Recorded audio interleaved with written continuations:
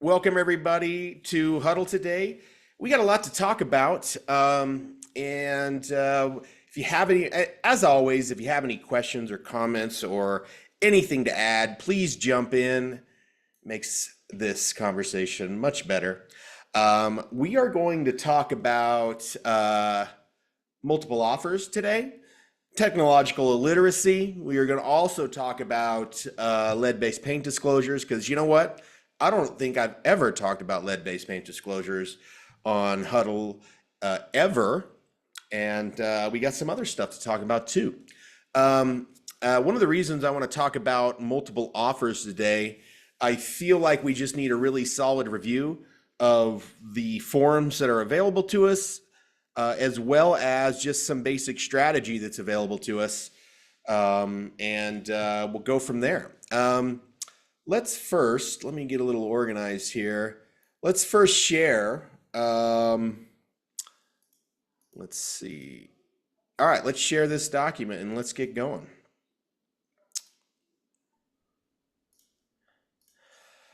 All right, you should be looking at the multiple offer disclosure. Let me blow it up for you a little bit here. There.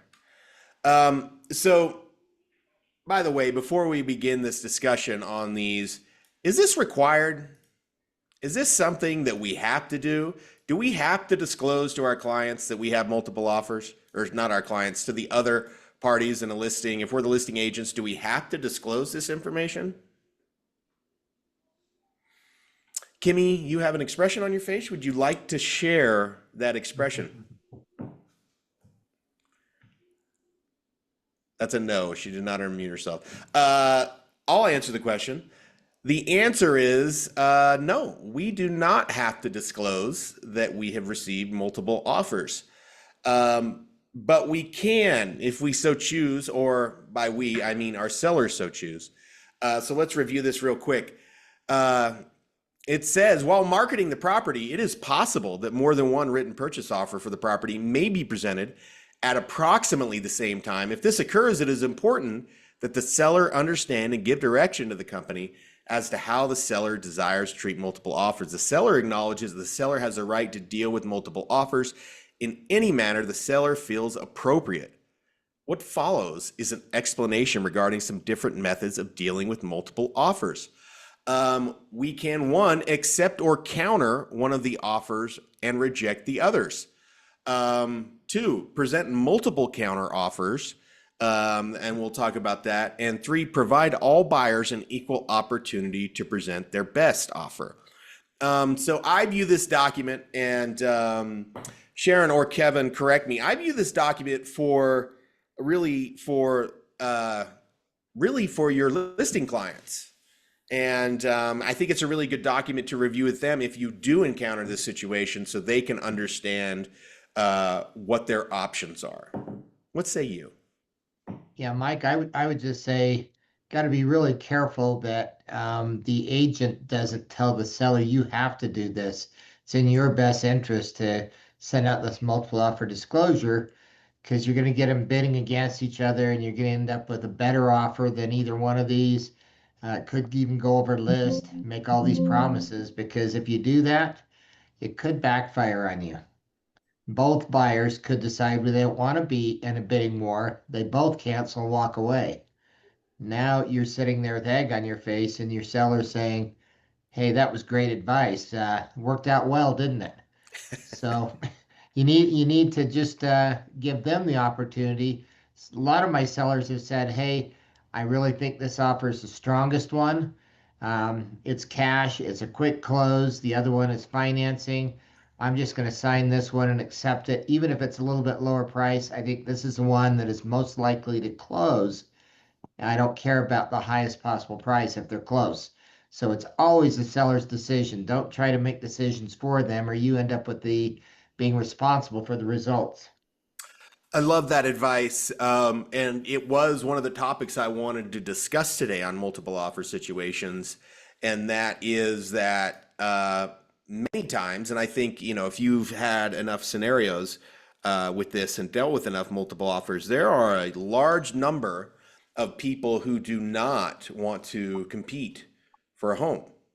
And if you create a scenario that pits them against someone else, they may just back off and they're no longer a viable option. Um, Steve, so let's answer Susan's question. Susan in the chat says, I just received an offer from an agent at another company where the seller name is stated as a specific name or assignee. Is that okay, or do I need to counter that for some reason?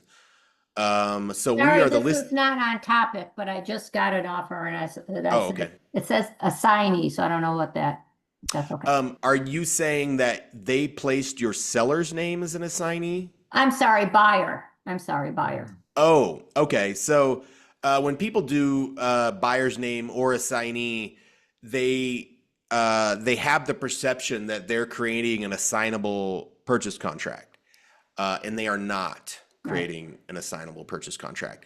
Very often, when if it were me, I would challenge them on that. Just give a phone call and say, "What is your intention Okay. of putting or assignees?" Very often, they'll say, because they're trying to be clever, "Oh, I just want to assign it to an entity that we need to create." And your response should be, "Well, that's great. That language is already in the contract. You don't need to put or assignees." Right.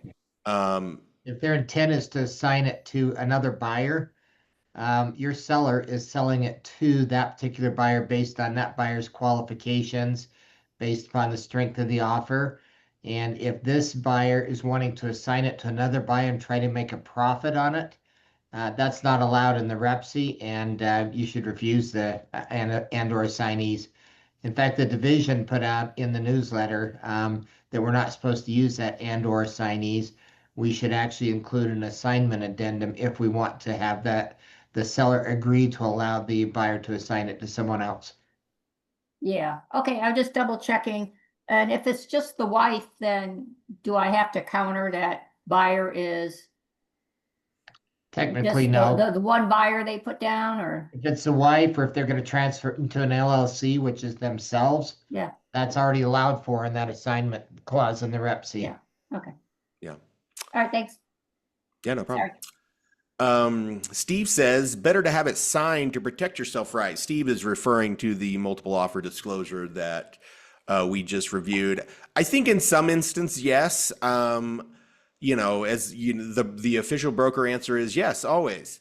But I do believe that there is some context where you may feel some pressure about how to handle a scenario or multiple offer situation. If your seller is not feeling confident about what to do, I think you should review this document with them and have them sign it, because it's a really great explanation of what their options are. So, I mean, if a seller is just like, hey, yeah, I like this one offer better than the others and it solves my problem, let's do it. There's no reason to get this document signed. But if they're hesitating, I don't know what to do, let's repeat what Kevin just said, which is very important. You do not want to be, it's sort of like you don't want to attach yourself to a price. You're not the agent who created the price for the home. You're the agent who is bringing the home to market. And you are not the agent who is telling the seller how to respond to multiple offers. You're giving them an options and helping them execute one of those options. Yeah, and Steve's comment in the chat says, in case the deal blows up and the seller gets weird. Yeah, if you strongly recommend a strategy and it blows up, it'll definitely be on you, and maybe it should be on you. Maybe it should be on you. The disclosure is fine to have them sign that, but it's the addendum, multiple offer addendum. If you just try to encourage them to actually send that addendum out and creating a competitive situation, it definitely could blow up in your face. So make sure that it's the seller's idea, not yours, that you've reviewed all the options and the potential outcomes, and they move forward. And when it blows up, it's their idea, not yours. Yeah.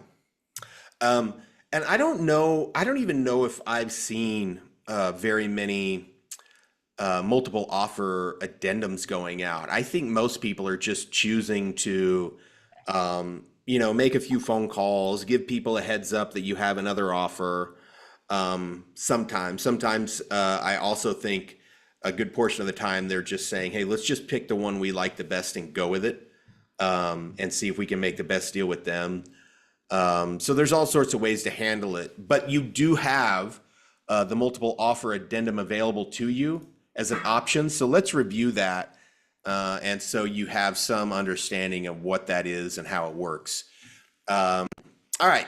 You should see that now. The real estate purchase contract, multiple offers. So paragraph 1, notice of multiple offers. Buyers advised that buyer's offer, as contained in the REPC, is one of 2 or more purchase offers that seller has received from separate interested buyers. Rather than accept any of the multiple offers, seller has elected to provide a counter offer to each interested buyer. The terms below represent seller's counter offer to buyer. And then you have paragraph 2 where you can put in your counter terms, right? The terms that you want to change in the your counter offer terms. And then this is where the meat of this addendum is in paragraph 3. Not binding unless notified by seller. Buyer shall have until this date and time to accept the terms of this counteroffer in accordance with the provision of section 23 of the REPC. Unless so accepted, the offer as set forth in this counteroffer shall lapse. Well, you know that. Buyer agrees, however, that in the event buyer accepts the terms of this counteroffer, seller shall not be obligated to sell the property to buyer, and there shall be no binding contract between the buyer and seller unless the buyer receives written notification from the seller on this day and time. The buyer's offer secured in the REPC is the successful purchase contract for the property. So this is a bit odd, really. And I think this is why, honestly, this is why people probably aren't opting to use this form very much, because let's say you represent a buyer and the buyer signs this addendum, it means almost nothing until they receive this. Let's see, is this the right one? Yes, this is the right one. So let's say you represent the seller, you send out the multiple offer addendum, a couple buyers sign it and you choose one. This is what you respond with. Actually, is it this one? No. This is seller's notice to buyer of accepted offer. And so this is just a notice, right? This isn't an addendum to the contract. This is just a notice. And it'll identify section 1 addendum number to the REPC contains a notice of multiple offers and seller's counter offer to buyer. This seller's notice to buyer confirms that buyer's purchase offer is the successful purchase contract for the property. So this is your notice that you've accepted theirs and chosen their offer. They are the chosen ones and they will proceed forward. So there it is. That's the basis of the multiple offer addendum. Kevin, can you think of people successfully using these 2 documents in the last 3 years? I did one on Wednesday. So yes. Yeah, it was a $3 million home in Old Town, and we had one of our agents here had it listed. The buyer is interesting. The seller of the property is an attorney, and one of the buyers came directly to the listing agent. Another buyer came from an outside agent, a co-op agent, and I can share a little bit of the details here. That the seller is an attorney, and he didn't understand limited agency, so he says, "I refuse to have you be limited. The buyer needs to be represented by somebody else." And so we asked him if it'd be okay if I represented the buyer, and they sent out multiple offer disclosures to both parties, and allowed us to amend our offers.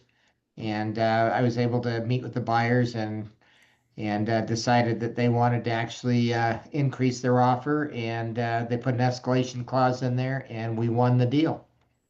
Nice. So, yeah, it happens. So, you just described successfully using these 2 items, which are generally viewed as, in my opinion, the agent pie. I could be wrong. in my opinion, the agent population doesn't necessarily view these two things favorably, these two documents. Yeah. What was it about that deal that made it the right scenario in which to use the multiple offer addendum? Well, he had two identical offers. He didn't want to counter. One of them was 100% cash. The other one was cash and financing, and so a huge down payment. But he felt like neither one of them was full price. And so he wanted to see if he could get closer to his full price. So he wanted to send out he could have countered both of them. He decided just to send him the thing that said both offers would be reviewed by 5 p.m. tomorrow afternoon. Both parties were able to modify their offers, and the one that I helped was the winning party. Now I've handed it back to the listing agent to go the rest of the way. Okay. There you go. I think, I mean, these are, this is really just out in the open. I think one of the benefits of these documents are, just as Kevin described, they're out in the open.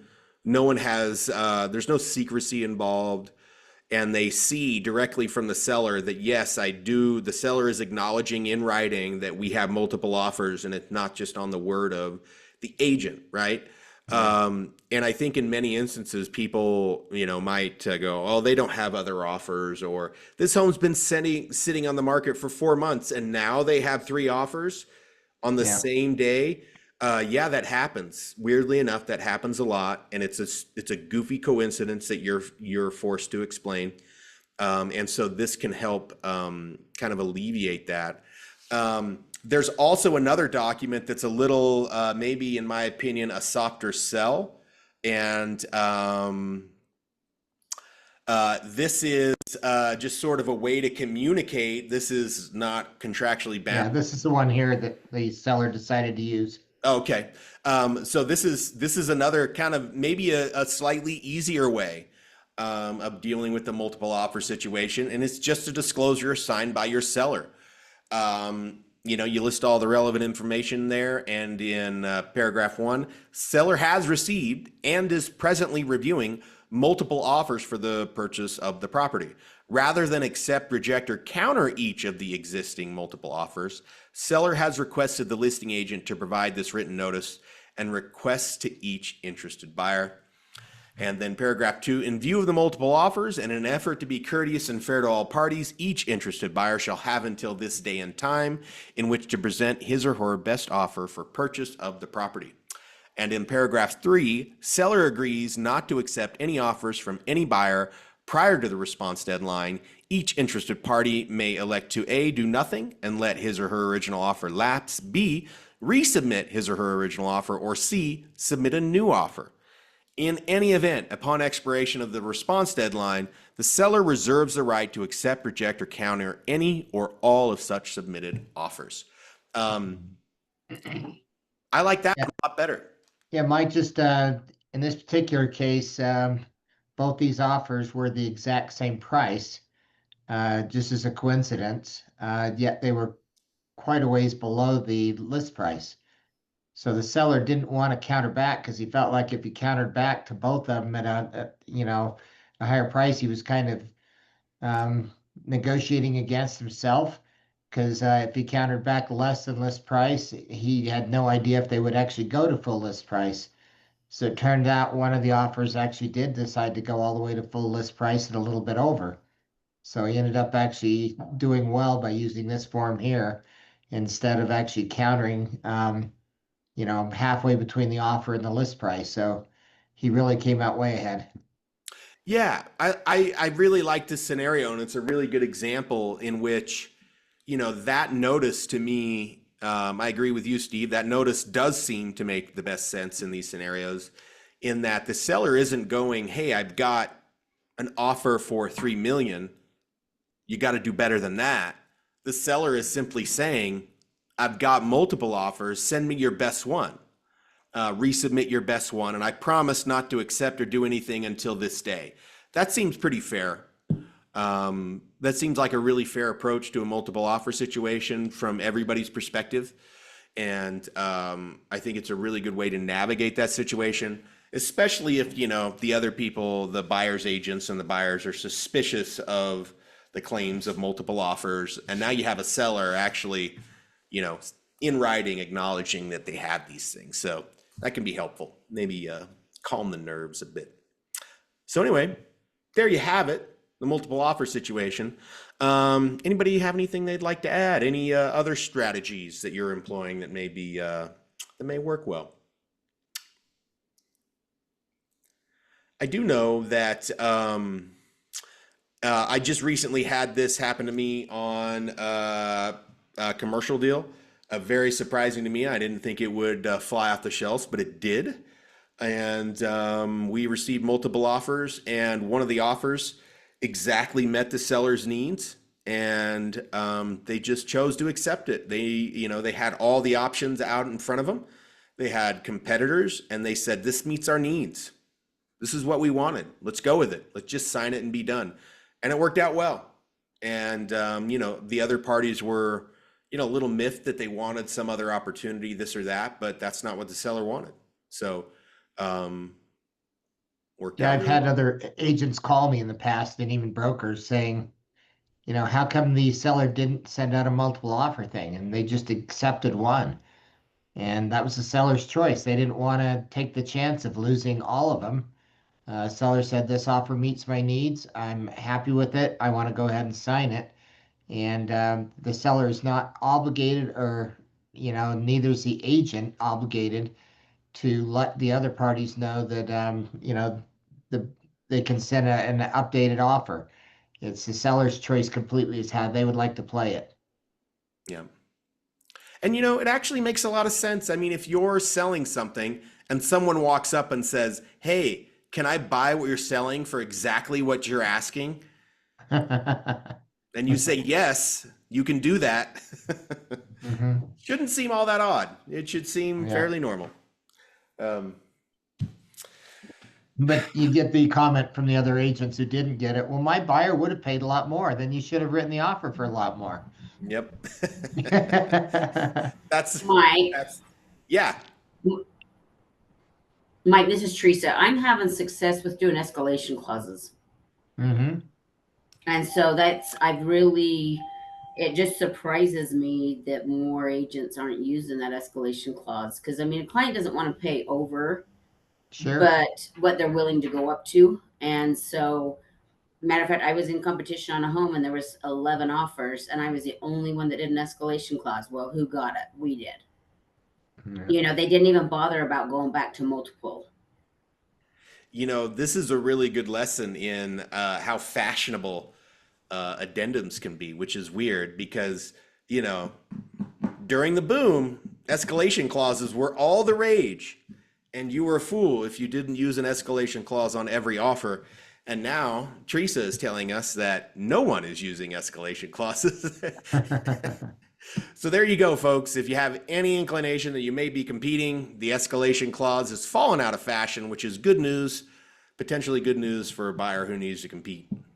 Because it is. It's a really great option. You're not paying more than you need to unless you have to. In which Mike, case, I also usually call the selling agent and ask, what is your seller looking for? Anything in particular besides, money, the best offer possible. And that's helped too. I've gone to my clients when we, might be pretty close and just say, hey, we've got to tighten up this window, or we need to, take, not ask for that full 3% in closing costs. Let's call the loan officer and put an exact amount what we need, and because then that helps you. And if he says, hey, we got 13 offers that are coming in, then you got to change your strategy. yeah. Yeah. I've always told agents that an offer is like a three-legged stool. There's price, conditions, and terms. And if you can find out what the sellers want on those three items and have good price, terms, and conditions, I'm not asking for closing costs, quick close. Quick close may be a negative thing for some sellers. On the other hand, it may be a real positive for another. But if you write your offer to match the seller's needs, like you've just described, your three-legged stool is going to be the one that's standing at the end of the day. Yeah, that's really good advice, Teresa and Kevin, because yeah, it sounds simple enough to say, well, they can just counter with a different term or a different deadline. Sure, they can, but it's just one more obstacle in the way of you getting potentially what you want, right? So if somebody already knows that you want to stay in the home for another 30 days, and you might have to include a short-term rental agreement that immediately addresses your problem, that's a leg up, right? So so there you have it. So there you have it. By the way, I feel like unless we have something else, we'll go ahead and move on to our next topic. Our next topic comes to you straight from Will's, our fearless leader, Will Cooper. Apparently, he had a conversation about technological illiteracy in the Park City sales meeting, and he said it would probably be a good subject for the Huddle. And after he described it to me, I agreed with him. I'm not going to wax on the way Will does, though. Only Will can wax on the way Will does. I will say, though, this what we mean by technological literacy, the comparison is made in that, in 1800, man, I should have Googled this before we started. And I'll attempt to Google this while we're sitting here. The illiteracy rate in 1800 was significantly less than it is today. And I think we all take for granted that everyone can read, right? But hold on, I'm Googling this number. Wait one. Oh my gosh. Globally, it is estimated that around 88% of adults were illiterate. That's a big number. Obviously, I think the number is reversed now and everybody can read and we take those things for granted. But let's think about technological illiteracy and how it could affect us. And technological illiteracy, I know that there's a lot of agents who feel, they use the term technologically illiterate. And I know many who aren't technologically illiterate, but they refer to themselves as such because you are using your cell phone successfully every day. You're conducting business every day using technology. I think what we're talking about here, though, is the technology that you could be using to make your life easier, better, or more efficient that you're not using. And you're not using it because you have some hesitation, or you're worried about the learning curve, or you're worried about, can I really implement this into my business? Any of those things can create a barrier for you and making your life better and more efficient. So one of the things I want to challenge you with today is just in the chat, express to the world, if you could immediately have the knowledge to operate, and we'll keep it small, operate any piece of technology in our company really well, what would that technology be? No, let me change the question. You could operate any technology that is available to you to make your real estate life easier, more efficient, more organized, less work, take the stress off of you. What technology would that be? Put that service or that technology, or even put a skill in the chat to make your life better. And remember, we're not just talking about, if I use a piece of technology, I'll make more money. Or if I use a piece of technology, I'll get more leads. Yes, that is part of the technology literacy conversation, but also a very important part of that same conversation is, what if I could do the same amount of business and have less stress and more time? What does that mean to you? That could mean quite a bit. Maybe you're scrambling all the time to do X number of transactions, and that X number of transactions is exactly the lifestyle that you want. You just want 15% more time back. What does what is the technology that you're looking to use or become more efficient at, and you want that technological literacy. All right, we got 2 of the same answers. Kimmy says, efficiently use a CRM. Tara says, a CRM, I can't remember the name, but Berkshire had one they were looking to implement. The CRM discussion is really, really important. And when we talk about technological literacy, my own personal opinion is the CRM discussion is the biggest weak point for real estate agents and real estate agent culture. And the reason it's the biggest weak point is because your job, as I see it, is to make friends with 300-ish people and market to those people and stay in contact with them all the time and have an actual system to follow up with them. And quite frankly, to stay in contact with 300 people regularly and efficiently, how you do that without technology is kind of beyond me. Now, I know that there was systems back in the day, and you had a folder system, and maybe you moved it to the front, and whatever you did, there was a system. But now you can use a CRM to make that so much easier, to make prospecting easier, and to eliminate all right, what do I got to do this week to stay in contact with my clients? So when you see yourself in the weak point of your business, technological literacy doesn't mean I can't use technology, because I haven't met an agent yet who can't use technology. Every single one of you can use technology. You've learned something. You've learned your phone. Most of you can operate your phones really well. You're navigating social media. You're navigating your text messages. You're doing whatever you need to do on your phone, but you haven't expanded to include more complicated technological pieces. And remember, and again, I'm going to repeat this because I think, to me, this would be the most important part. If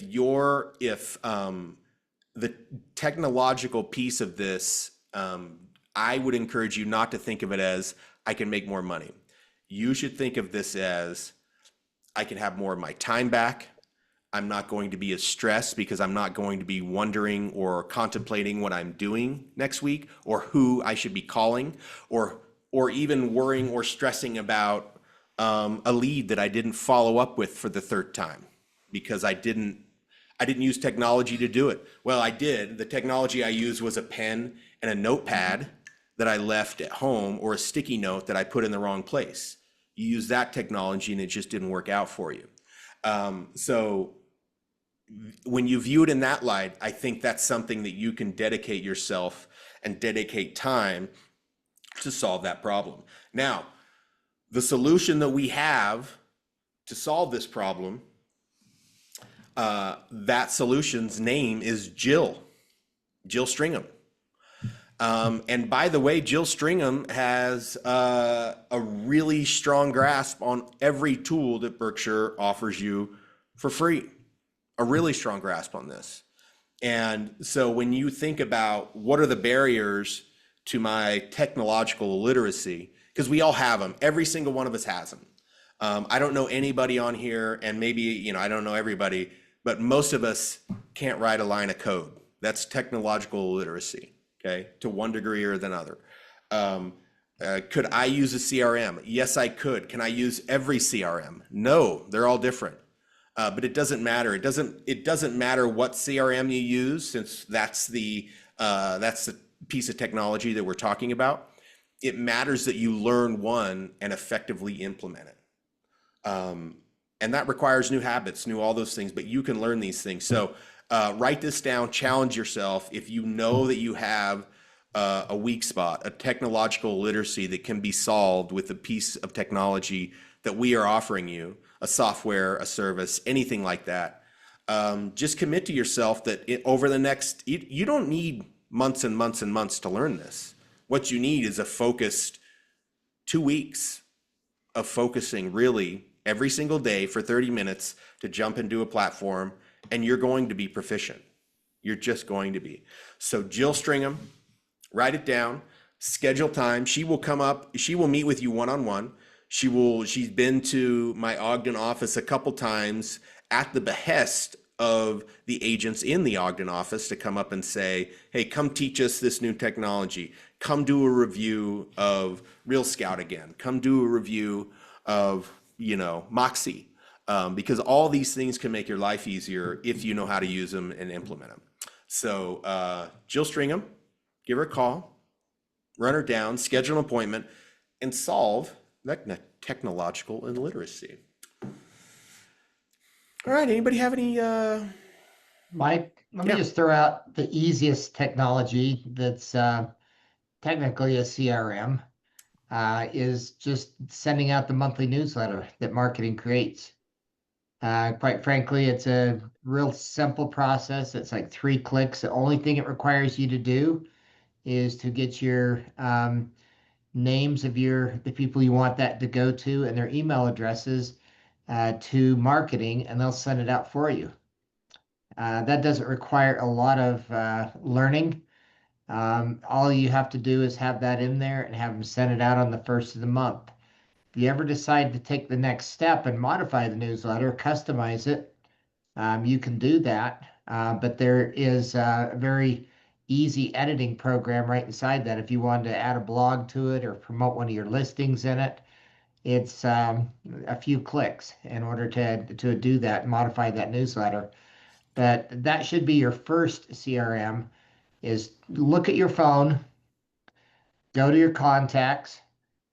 There's all your people that you need to be in your CRM, because if they're in your phone and they're saved, they're probably in your SOI, right?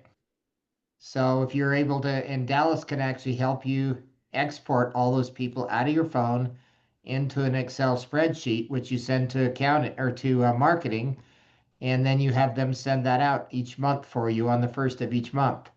That will create a constant connection to you to all those people. They'll be reading the articles. They'll look at the interest rate article that the mortgage company writes, look at the developments that are being promoted, the nonprofits that we represent, an update on the housing market with the stats that's included in it. It's very, very content rich, and it's easy for you to send that out knowing that, that your clients are receiving something very professional. And every month as they see that, they think of you and they think of real estate, which builds really a social debt with them, that if they do have a real estate need, who else would they call but the person that stayed in touch with them and has been providing all this great information for them. So if you don't want to learn a CRM, just sit down and export all of the people out of your phone. Some of them you may not want in there, and they can opt out in the system if somebody doesn't want to receive that. But just that process alone of getting the people out of your phone into an Excel spreadsheet and to marketing should be the top priority for everybody, because they need to be seeing your name and face in connection with real estate and in a positive light. We're never going rah, rah, rah, we're number one. You're giving them things that they can use in their daily life, and everybody's interested in real estate and their property values. Yes, very well said. And to add to that, we do, like Kevin says, we do automate the sending of this email, the newsletter. We have very recently expanded the automation to include the quarterly stats report, as well as the Utah Business Report. So that is a total, if memory serves, of 28 interactions a year that you don't have to think about or manage. That's a lot. That's It's letting not the everything. computer work when you're busy with other transactions, Yep. which creates more business for you, which again frees up more time for you to actually, not be prospecting, because the computer's doing it for you. Yeah. The last bit on the CRM piece, because I think that's sort of the core of the technology that, in my opinion, and everything else expands out from there. And Lisa, I'll touch on social media here in a second, because I think that's a critical piece too. But I want to challenge everybody about their SOI list and what it looks like. And just ask yourself this one simple question. Am I effectively marketing to my SOI right now. And when I say that, that means that, yeah, you can send emails to them 28 times a year, right? If we have their email address, we're talking about every single person, not like a small group of them. You probably need to contact them more than that. You probably need to contact them in various forms and in multiple ways more than 30 times a year, maybe up to 40 times a year. So if that's the case, one, if you don't have their email, you're contacting them right now 0 times a year, okay? So think about this. If there are people that you're not contacting in your SOI, why are you scheduling an open house right now? I mean, I know we have to do open houses for our sellers and everything, but one of the big reasons we do open houses is because we can generate leads via open houses.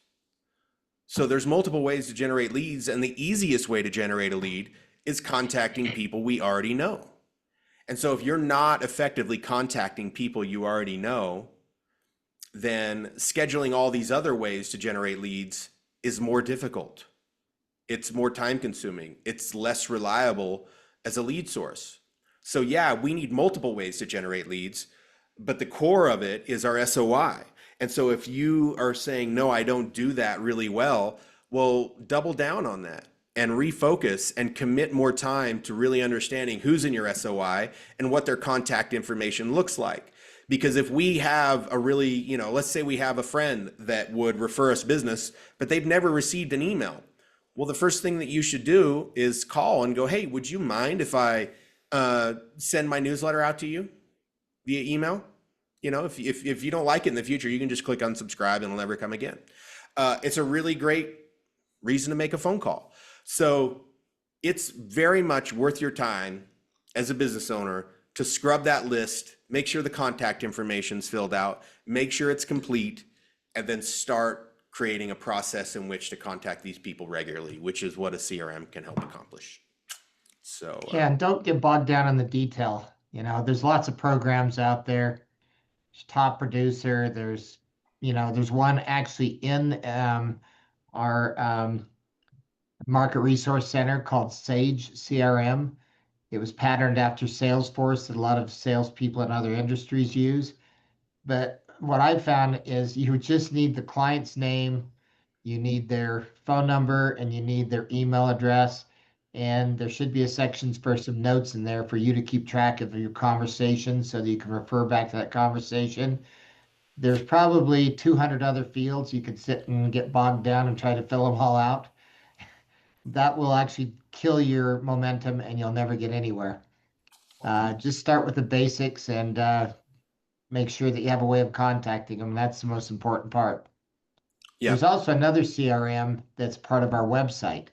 So if you have a listing out there and a lead comes in to the Berkshire Hathaway Utah Properties website, and you receive that lead, that's stored in a CRM in there too, and you can do some drip campaigns out of there. But most of our agents are then taking that name and putting it into their list inside Market Resource so they can start just sending things out to them, as well as maybe starting a trickle campaign if it's a buyer or seller that's responded to your listing. yeah, that's actually really great advice on the CRM piece. Now, if you're thinking, I want to do the CRM thing and I want to become literate on that, Kevin's totally right. They have so many things that you can do. Forget about the so many things. The goal is just to keep track of who you're contacting and when you did it and what you talked about. That's it. And everything else can fall by the wayside as long as you have something to reference at the start of every week to see who's in there, who you need to call, and what you talked about last time. That's a great CRM. It works. So keep it simple.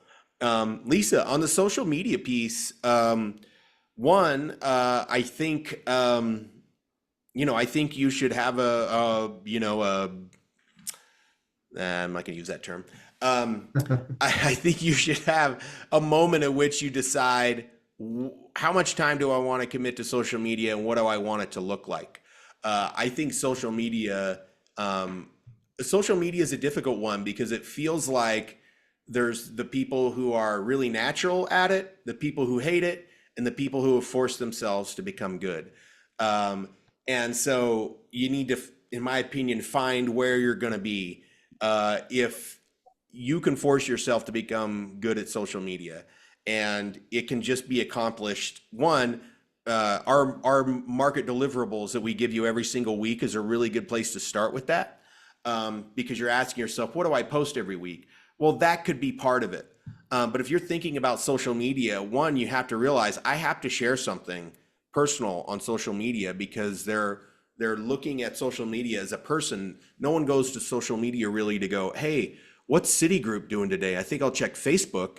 That's not really what it's for. It's to see what humans are doing. And so to that degree, I don't think like this, like, hey, am I doing something right now that I should post on social media? It just never occurs to me. And every now and again, I'm like, oh, this is I'm sitting in front of a great view, or I grew an amazing vegetable. Like, those are the things that just doesn't occur to me to post on social media. I take the picture, but if I just change my mindset a little bit, those opportunities could become the things that I'm posting on social media. So that's a much more complicated topic. But as far as just like, if you feel technologically illiterate with your social media, I don't know that there are some people that can walk you through it. I'm definitely one of those people. But the only way to really get good at it is by doing. And just start simple. Just start posting pictures with captions, right? Pictures, and throw in a little caption. This is what I'm doing. And over time, you just rip off what everybody else is doing that you think is really good, and try to emulate it. And just by doing is the only way to become good at social media, in my opinion, unless someone has taken a really great course and would like to share. I'm not aware of the courses. Anyway, we have waxed on about that subject for a minute there. We've got 10 minutes. This was an interesting scenario, and I believe an agent on this call, who will not be named but can reveal themselves, was involved in this scenario.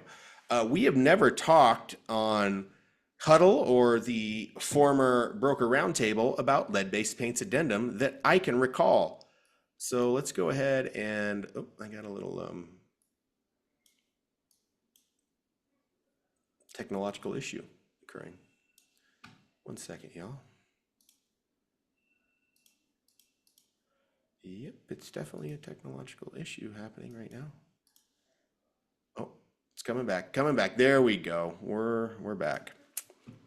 All right, lead-based paint addendum and disclosure. I suppose we should actually talk about the lead-based paint disclosure. This, I don't know, is PCMLS auto-populating lead-based paint disclosure, Kevin? Yeah, I'm not sure it auto-populates from .loop, but yeah, we have the forms in every file. Okay. Where the home's older than a certain age. Yeah. And this is an interesting one. Has anybody ever had, this was an interesting issue that came up, and it just never occurred to me to think about it. But because I started to think about it, it made me realize that we've never really discussed it. But it seems very commonplace, and of course we just do that. But let's get a little smarter. Let's talk about it. Lead warning statement. Every purchaser of any interest in residential property on which a residential dwelling was built prior to 1978 is notified that such property may present exposure to lead from lead-based paint that may place young children at risk of developing lead poisoning. Lead poisoning in young children may produce permanent neurological damage, including learning disabilities, reduced intelligence quotient, behavioral problems, and impaired memory. Lead poisoning also poses a risk to pregnant women. Okay, we're gonna skip that. Section 1, seller's disclosure, acknowledgement, and certification. Presence of lead-based paint and/or lead-based paint hazards. They're gonna check these boxes. One is known lead-based paint and/or lead-based paint hazards are present in the property, or they're gonna check seller has no knowledge of lead-based paint and/or lead-based paint hazards in the property. And then in section 1B, records and reports available to the seller, they're going to check one of two boxes, which are Seller has provided the purchaser with all available records and reports pertaining to lead-based paint and/or lead-based paint hazards in the house, or the other box, which is seller has no reports or records pertaining to lead-based paint. As of yet, I have never seen anybody say, yeah, I've got lead-based paint reports available to you to provide. Have you seen anybody provide those? Okay. No, unless, in fact, it was, the deal was canceled on a previous transaction because the buyer did a test and provided the seller with those results. I mean, of course it has, if it's built in 1977 or before, it has lead-based paint. So Yeah. there was no other paint.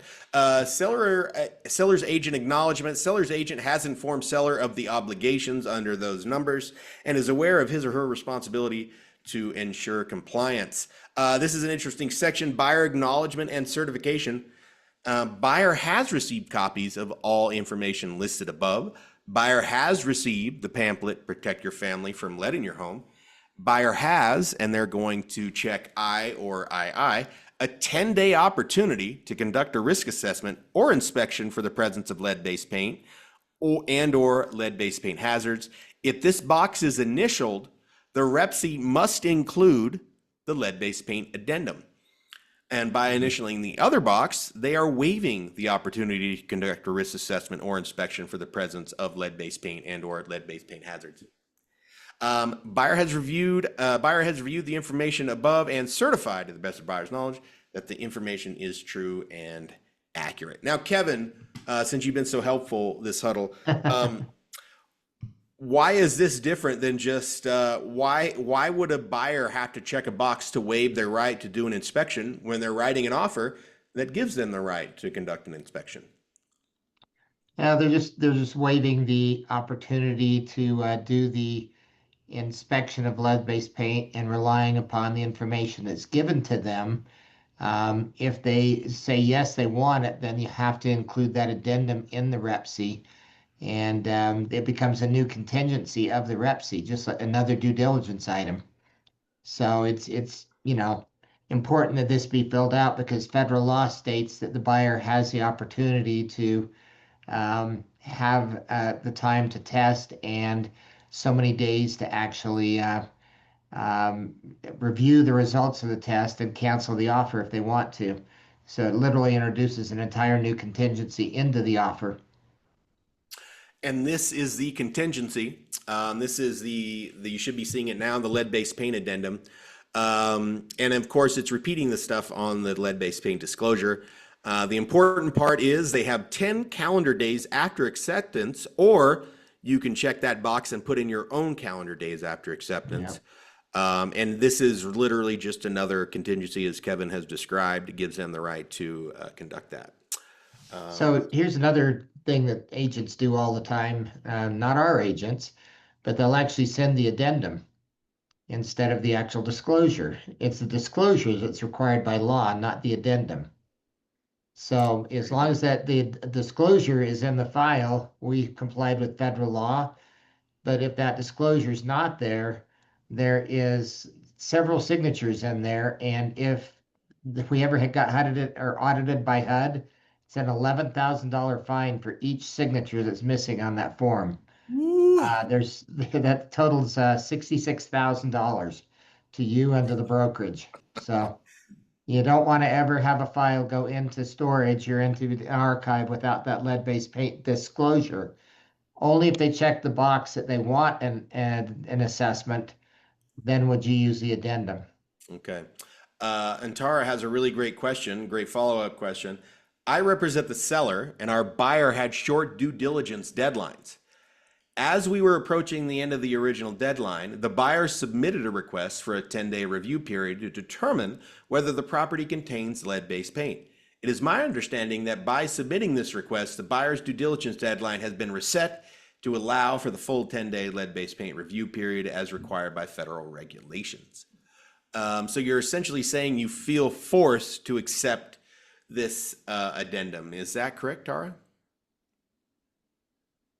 Yeah, that was kind of my understanding, And when I submitted some paperwork to, so my seller was buying a house out of state, the lender felt the same way. And so now they felt unsure about the buyer being able to go through with the sale.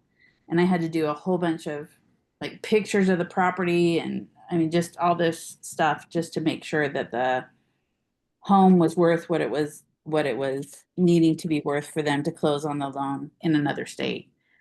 So Technically, I it wasn't believe the just due me. diligence expired on the due diligence deadline, but it created another contingency standalone for lead-based paint. And according to federal law, they have a 10-day right to do it, but they should have done that within the due diligence period, not thrown it in at the end. Right? We probably need to ask Mark about that because, quite frankly, yes, that should have been initiated at the start of the transaction, not using it as a way to extend their due diligence. They couldn't then cancel based off of something else, like, hey, you wouldn't do these repairs. But the lead-based paint addendum does say that if they do find lead-based paint and they cancel, they're entitled to their earnest money back. But I don't think it's a proper use of the form. It should have been introduced at the start of the transaction. Well, I guess that was like, I guess something that I had learned in a class is that you are supposed to submit this form at the same time that you send your offer. Correct. The seller has like all the information in front of them to make an informed decision. And I guess I've always like, hey, I need it signed, I need it back, but I didn't always. And now I will always make sure that it's submitted with the offer, but it wasn't something that I guess I really realized how important it was to be submitted when somebody is sending over an offer on my listing. Yeah. Yeah. In fact, if you remember when it first rolled out, Mike, it had to be when you called and said, hey, I'm thinking of writing an offer on the property, the seller had to send the lead-based paint disclosure over before the agent could actually write an offer on it. And that was required by HUD prior to offer presentation that be done. They then relented and said that doesn't really work in reality, but it should accompany the offer. Yeah, that is a bit of trickery there. It's kind of a fast one, Yeah. fast move to pull on somebody, and not the proper use of that. I mean, I would expect you could push back on that some, but the pushback may just halt some underwriting or cause some other problems. So Yeah. yeah. All right, y'all. This is officially 2:00. Thanks so much for attending Huddle, and Kevin, thanks so much for your contributions. Yeah, you bet. No, it's fun to get on here and talk about these topics because we're all going to run into them sooner or later. Yep. Better to learn them before we need them. All right. Thanks, all. See ya.